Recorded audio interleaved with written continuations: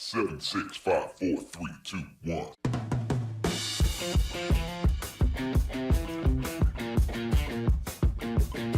Hi, and welcome to the Marketing Essentials podcast.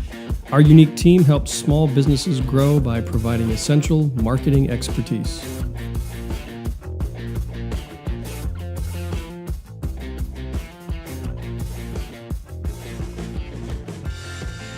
Hi, and welcome to the Marketing Essentials team podcast. Today we're going to be answering the question, is traditional print advertising dead? And today we have with us as our guest, Mark Berger. Mark is the principal of Berg's Eye Communications, a full-service public relations, media relations, and marketing communications agency based in Cumberland, Rhode Island. Mark has been successfully promoting clients since 1997, when he began his shop in Massachusetts. When he's not at work, Mark may be cheering on either his beloved New England Patriots or the Rutgers University's Scarlet Knights, where he graduated with a Bachelor of Arts degree in journalism and mass media. He loves sports, music, reading, and spending time with his wife and 2 children. And I guess before we go too far, we have to introduce ourselves also. Right. I'm Bill Parmentier from W. Parmentier Photography. I'm Justin Kerr of Justin Kerr Design. And I'm Alicia Piazza with Custom Marketing Solutions. And together we make up the Marketing Essentials team. Okay, so now, hi Mark, how are you? Good, how about you? I'm wonderful, thank you. So today is a pretty interesting topic. We haven't really delved too much into this in the past. No, and I don't think we've had anybody in public relations on yet either. So you're our first. Yeah, I feel so honored. Why don't you give us a little bit of a background of what you do, just to give us a head start here. Well, what I do is I try to get people basically to think. Everybody has a story to tell, and my job is to get that story out to as many people as I can, whether it's an event, whether it's a business, whether it's a program, a service, a product, an item, what have you. What I do is I take a story and I work with the media. It could be social media, it could be mainstream media, it could be bloggers, it could be anything you can think of, and I try to get the word out. Sometimes it's successful, sometimes I hit roadblocks, but the idea is to get the word out to as many people and places as I can to try to get people to react. Mm-hmm. So you and I had a conversation yesterday, and I thought it was worth going into today. So we were talking about the value of storytelling, and that's something we talk about on this podcast quite often, and how you use that in print advertising. What I do is I do a little bit of research. What I will do with the clients, we'll sit down and we'll try to figure out what the message is before anything else. Without a clear message, you really don't have much of anything. Mm-hmm. What I'm trying to find out from people is who they are, what they do, and why it's important for anybody else to know who they are and what they do. If you can't answer the first 2 questions, you probably shouldn't be in business. If you can't really answer the 3rd question, that's where I can come in. We can try to hone in a message, whether it's a media release, whether it's a potential interview on a radio station or a television station or what have you. And we try to figure out, what is it that you want to say? What do you want people to do? You want them to act. You want them, for lack of a better term, maybe have a call to action. You want them to go somewhere. You want them to do something. You want them to call. You want them to visit a website. You want them to do something. So what we do is we try to figure out that message, whatever that may be. We hone it, we edit it, we get it out. Then what I'll do is I'll follow up with that particular message until we figure out where it goes and how it gets received. And more often than not, you will find that when your name is out there, people start to respond. So one of the stories you had, I'm not going to name who the person is, but you were telling me yesterday about how you had a gentleman that had been doing traditional advertising in, I believe, one of the local newspapers. That's correct. And it wasn't working for him.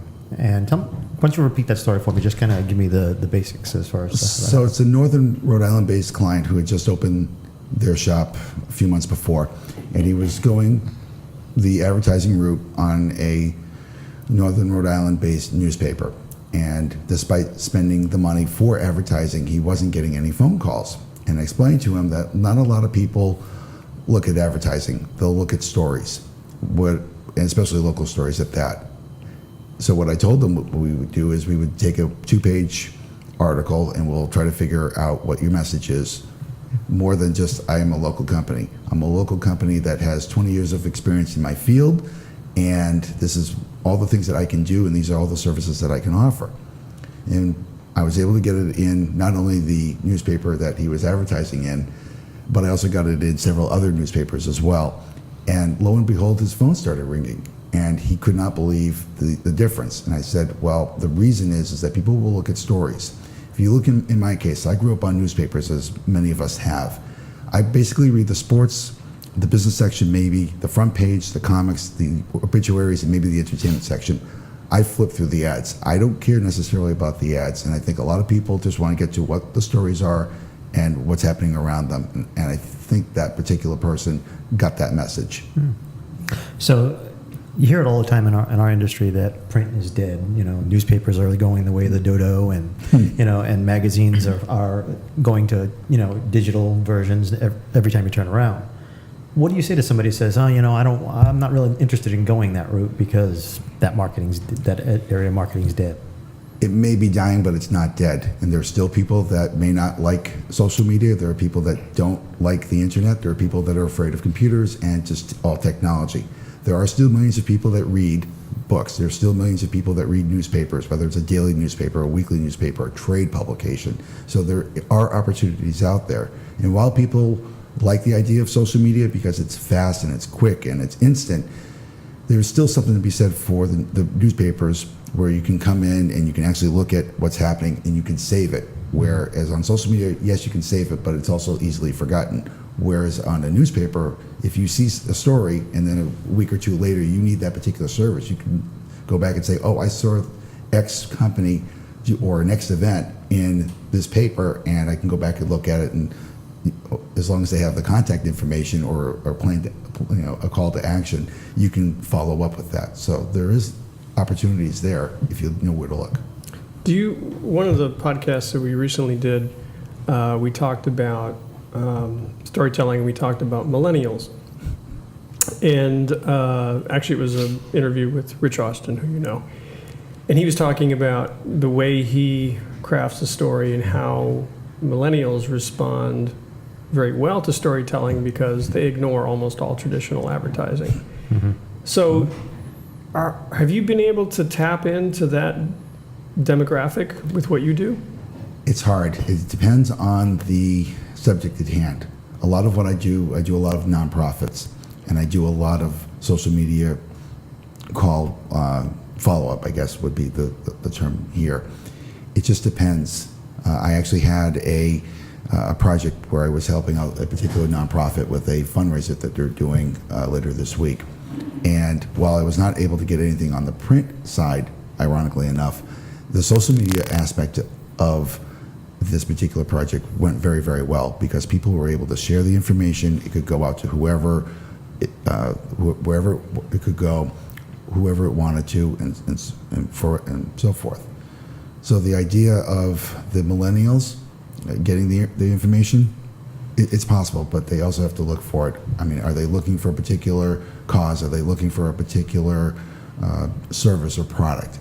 If you know that in advance, and that's all goes back to the research that I talked about before, you can craft a little bit of a teaser saying whatever the subject is, and this is what you should be doing. You should be following this, and then going on from there. I've also noticed that you do use social media as a backup to a lot of the print media. So if something makes it into print, you're also sharing it out on social media so people can see it there also. That's correct. It's very important that just because it might be in the newspaper or it might be in a trade publication, which is wonderful because people love to see their names in print, unless it's in the police blotter, then not so much. So, yeah. But people like to see that. And what I'm finding is when I send an article out, whether it's in the Rhode Island Small Business Journal or Shop and RI Magazine or Province Journal, wherever, whatever that venue is, I can say, oh, check out this article by this particular business about whatever it is that they're doing. And it's great because not only is it instantaneous, like I mentioned, but you can share it to as many pages as you want, whether it's your friends, whether it's groups, whether it's millennials, like you said, Justin, wherever. And then it can just take off from there. Mm-hmm. One particular client I just had, actually there were two of them, but one of them in particular had an article in both the Shop and RI magazine and the Rhode Island Small Business Journal. The one that appeared in the Small Business Journal within 36 hours had over 1,000 views on Facebook alone. And that was just about a dozen people sharing the information, people clicking on it, people tagging other people, which is another thing which is great. And it just ballooned. Now, my hope is that once you have all that visibility, you will have somebody come in and say, hey, you know what, I saw this article online. What can you tell me about this particular product and service? And that's what you're trying to do. One of the things about public relations that I really like is that you're trying to bring people together that don't know the other side exists. And that, for me, is one of the biggest things that I can do. And whether it's reporting on a particular event or service, or going to something like a Rich Austin event or any networking event, if I can reach one person or two people that don't know about the service, or people that are being represented, then I've done my job. Okay. So I have a question, Mark. So when you talk about like the articles and the stories in the newspaper, are you referring to more like, I don't know the word, I guess like public relations coverage, or do you ever experiment with like the sponsored content or native advertising, or? It's like, more the former, Alicia. Yeah. It's more, I've written the articles, I've gotten the articles placed, and then I'm basically saying, hey, look at the article that I've written about this particular client. Why don't you check them out? Okay. So the follow-up to that one would be, what's the process you go through when you're trying to shop that article out to different magazines and trade publications? Is there some sort of process you go through as far as when you do that? There's a 3-step process. You have to write the article. And what I find is that a lot of people either don't like to write or can't write. Understandable. The second part of it is I send the information out to the editors and reporters. Because I've been doing this for a while now, I have a pretty good idea of who to get in contact with, which is good. Not a lot of people will send out the information to whoever. And if they do, they think mistakenly that it'll automatically get into the local paper. What they don't realize is that there are hundreds of pitches a week that editors and reporters get. A lot of them end up in the spam folder. Sure. And this is where the third part of it, where I'm trying to answer your question, comes through. It's following up. A lot of people don't do that. They just assume that, oh, I sent it to X paper, it's just going to get in. Not the case. There have been many cases where I have had to resend information because it got lost, misdirected, it ended up in the junk mail folder, any of those things. So does that follow-up come in the form of a phone call or an email? Or Yes, usually by email at first, and then I'll call them, and that's usually when I'll find out what the status is. And if they tell me we can't use it, that's fine too. At least I can go back to the client. And what I also do is I put out an MS Excel spreadsheet that tells the client, this is who I've sent the information to, this is what I've done as far as a follow-up. That way they know, because you can say that things got sent out, but you don't really know. I make sure people know, look, if something didn't get in there for whatever reason, I tried, a couple times by email, a couple times by phone, and it didn't work. Rather than them thinking, well, did he even send it out? Did he follow up? How come it didn't get in there? Because they're paying me essentially to get their word out. And if I'm not getting the word out, then I'm not doing my job. And that's why the follow-up is immensely important for what I do. So is there a point or a specific type of client that you may say, well, print media is not necessarily going after trade publications, or traditional newspapers may not be right for your business? It depends on the story and the message itself. If it's a new business that's opening up, they want to try to get into as many places as they possibly can, because they need to let people know, hey, look, we're here and we're open and we want to help. As I said before, if people don't know who you are and what you're doing, nothing else really matters, because they'll just move on to, customers, will just move on to something else. Have you ever written a piece for one of the local newspapers or magazines that's been picked up nationally? I wish it was nationally. I've had one story a while back when I was not a PR person. I was a newspaper reporter for the Milford Daily News. And this happened, I want to say, about 15 years ago.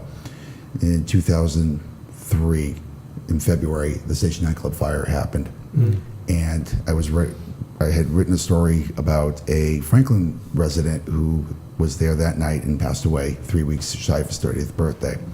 And that article, I know, ended up in the Boston Globe and the Boston Herald and a couple other places as well. Wow.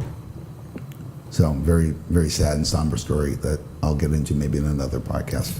Yeah, that doesn't really fall into PR, but I was just curious. So is there a way to target specific customers or specific clients based on the publication you go after? A lot of them want to get into the business part of it, whether it's a Providence Business News, whether it's a Providence Business Journal, of course, or even the Rhode Island Small Business Journal. Those would be the big ones. But it doesn't necessarily have to be confined to just Rhode Island. PR can be just about anywhere, just depending on where the message is. I've had clients in Massachusetts, I've had them in New Jersey, I've had them in Arizona, California, and even New Hampshire. So it just depends on what the message is, what people are looking to get out of it, and what the end game is. What's the result that you're looking for? So obviously you work on the happier side of PR, because we hear Yes. quite often about these PR agents that have to deal with all kinds of bad PR for a company. You don't deal with that kind of stuff. Not at all. There's a great niche for it, and so people have the stomach for it. I simply don't. Understandable. I don't think I'd want to do it either, but No. I can't Yeah. imagine the nightmare that comes behind that, trying to... No. They say no publicity is bad publicity, but I don't know if I buy that. There are some celebrities that might disagree with you on You that. think? So what would you consider to be some of your greatest hits? People that you've helped out and it's just been an incredible success for them. I'm actually working on an event that's happening in a couple of weeks. Using social media, I was able to reach more than 6,000 people in a span of a couple of weeks, which was great. Again, it was the sharing of information. It was putting it in different pages or on different pages and letting people know, hey, this event's happening and you should be a part of it.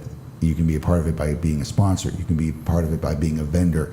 You can just show up. You can donate items. You can, whatever you think you can do to help, that's what you should do. And it's great because a lot of times I've had people email me or contact me saying, how can I be a part of this particular event? And I would tell them, go on to whatever the site is and fill out the information, and works out great that way. And it also doesn't hurt that the information also ended up in mainstream media as well, so that more and more people have That's great. figured out, thank you, have figured out what this thing is, and where they were hoping that maybe a few hundred people might show up because it's a community-wide event. If they have good weather, they could get a couple thousand easy. Nice. That's big. Yeah. So do Potentially. businesses come to you, Mark, at a certain point? Like, do they usually wait till there's an event or a fundraiser? Can a business come to you if they don't necessarily have like one of those like trigger time sensitive things, and can you help them tell a story when they might think there's no story to be told? The short answer is yes. Okay.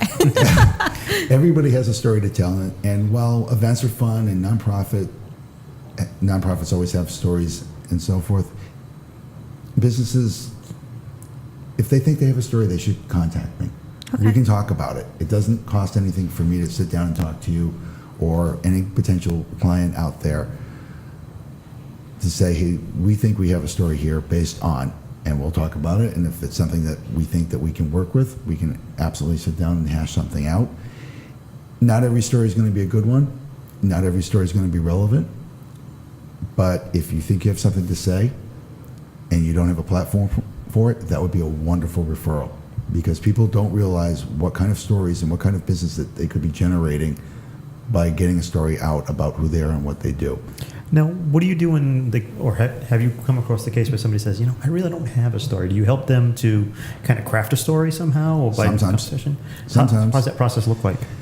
So again, it goes down to sitting down with them and asking them, how long have you been in business? What are you up to now? Are you expanding? Are you hiring? That's a big buzzword, because if you're telling people that you're hiring and you're expanding, that means your business is doing really well. And people might want to get in on that depending on what it is that you're looking for. If you're looking to expand or open another business, maybe you need salespeople. Maybe you need equipment. Maybe you need field representatives, whatever the case might be. people might hone in on that and say, you know what, I heard that. What's the contact information? There's your plan of action. There's your call to do something, get people to respond. I was actually going to ask kind of the opposite of your question was, what happens when you have a client that contacts you and say, we have a story here, and you look into it and it's like they don't. How do you help them? We try to figure out what might make a better story as opposed to saying that you don't have a story, because I don't want to tell people, well, your story's not really good, or it's not really relevant, or it's too late to say something. Especially I get events where people who have events that it's about a week away. And Wow, gave you a lot of time, huh? exactly. And no matter how many Good, not a calendars- magician, right? Correct. I can only do so much. I can put in calendar listings. I can do a bunch of different things, but the more time that you can give me, the better your chances are of getting published, whether it's online or traditional or what have you. So what would be that time frame? If the ideal time frame, if somebody's come to you 6 months out, 3 months?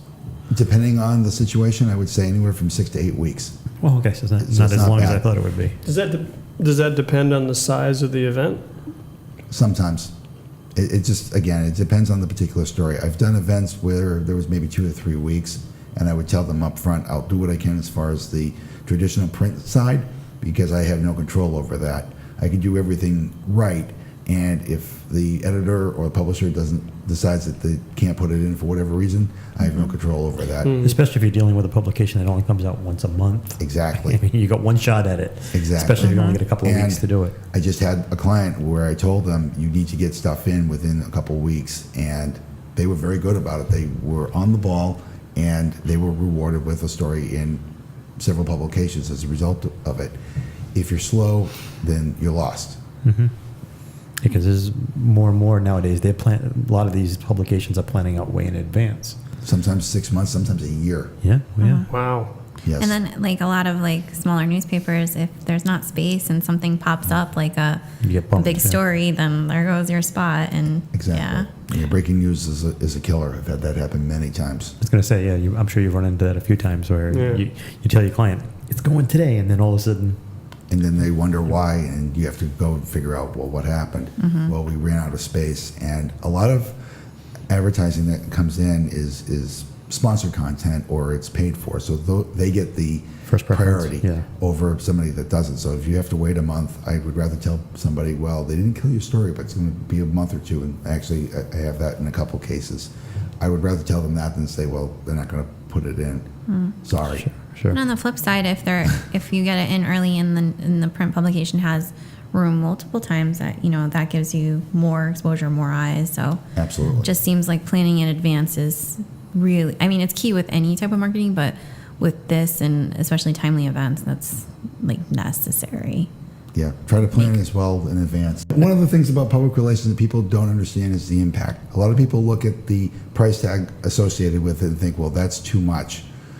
What's the point of doing public relations? Why am I paying for this? And I always tell people, well, what's the price for you to not do it? And the reason's very simple. If you're spending a few $100s or even maybe a couple $1,000s on a project, and somebody sees it and they give you a $10,000 project because of it, you've already made your money back in spades, for lack of a better word. So you want to be out there, because if you're not out there, somebody is, and that somebody's probably your competitor. And if your competitor comes up with a $50,000 project that you could have been in on, and you didn't have some sort of outreach, letting people know, hey, look, we're open for business and we're looking for this particular client, and your competitor does, that's a problem. And it's not a problem for the competitor, it's a problem for you. And I tell people, you need to make sure that you're out there as best as you can, because if you're not, somebody else will. I think recently I told somebody, show me a company that thinks that public relations is ineffective, and I'll show you a company that goes out of business real fast. It's not I mean, if you're not willing to talk about who you are and what you are, somebody else will. Well, this has been very informative. Yeah, if you could give any tips, Mark, to businesses that are interested in looking into public relations for their business, how would you kind of like wrap that up or summarize? What are the key points that they should consider? They should consider, what kind of story do they have? What kind of news do they potentially have? Are they expanding? Are they a new business? Do they have a new hire or a new promotion? I just actually did a story about that with a law firm that just promoted 3 of its attorneys to the role of partner, and that went just about everywhere, which was nice. And it was traditionally a law firm that does not do a lot of advertising or marketing or public relations or any of that stuff. So it was good to see, and maybe that'll encourage them to do more. Nice. So if small business owner wants to use PR, use print advertising to market their business, how do they get in touch with you? They can call me at 401-365-2202. They can check out my website at bergzi.com, or they can email me at markb, M-A-R-K-B, at bergzi.com. Don't worry, I'll spell that. Well, you don't even have to spell. We're going to throw it in the show notes. So if anybody wants to reach you, all that information will be in the show notes along with the link for your website. So. And they can probably find you at every Patriots home game as well, Yes. right? Most of them. Most of them, yeah. How long have you been a season ticket holder for now? Since 1994. Yeah, so they'll post on Facebook the other day the football you got. Yes, that was that nice. So if you contact Mark during a game, probably go to Yeah, probably. voicemail. Yeah, good luck. Well, Mark, thank you for joining us today. Appreciate it. Now that we've done that, we're going to give our shameless plug. Absolutely. So if you're looking to connect with the Marketing Essentials team, you can find us on our website at marketingessentialsteam.com. There you can find all of our published podcast episodes. There's a contact form if you want to reach out to us directly, as well as links to our social media, such as our YouTube channel and our Facebook page. And you can subscribe to the podcast directly from our website. And that's through Apple Podcasts. Apple Podcasts. I keep wanting to say Apple iTunes. Yeah, but well, it's because they keep changing things. Yeah. Apple iTunes or Apple Podcasts. Now you got me saying it. Apple Podcasts is where you would find us. You can do a search outside of our website. Just search for the Marketing Essentials team there. Right. The nice thing about that is if you subscribe to that or to the YouTube channel, you'll get a notification every time we put up a new podcast. And they come out once a week Once a on week, yes. Wednesdays. We also have an exclusive offer to join our Facebook group, and I'll let Alicia tell you more about that. Yeah, so if you're looking to carry on the conversation beyond the podcast and you want to talk to some marketing professionals, we have a Facebook group called Little Rhody Marketing Support. Please just go ahead and search that, and you have to be welcome. Welcome if you're lucky, Alicia will let you join. Yes. Yeah, we'll let you in. So it's a For great a small fee, right? No, it's not that. It's free right now. Group. It is free right now, so get it while it lasts. There you go. But anyways, you can post your success stories, challenges, ask questions. There's a lot of marketing professionals in that group, so go ahead and search that on Facebook. You can even bump into Mark in that group. Yes, he's a Find member of Mark the group. Berger in the group too. All right, guys. So is that everything? Oh. The building Oh, we're in. Yes. all right. No, it's good. Oh, I'm sorry. That's what I was trying to give you the signal like for. helicopter? What are you doing? Rodeo. Rodeo. We do Okay. charades when we're on podcast. We do want to give a shout out to our host today, which is Rooms and Works, a great co-working space Yes. in Providence. And you can find them online at roomsandworks.com. And who would they speak to here if they weren't interested in a tour? They would speak to Sarah, who is the property manager here, and she'd be happy to show you around and give you all the information about working here. Awesome. Well, I think that's about it for today. And until next time, see ya. Bye. Bye.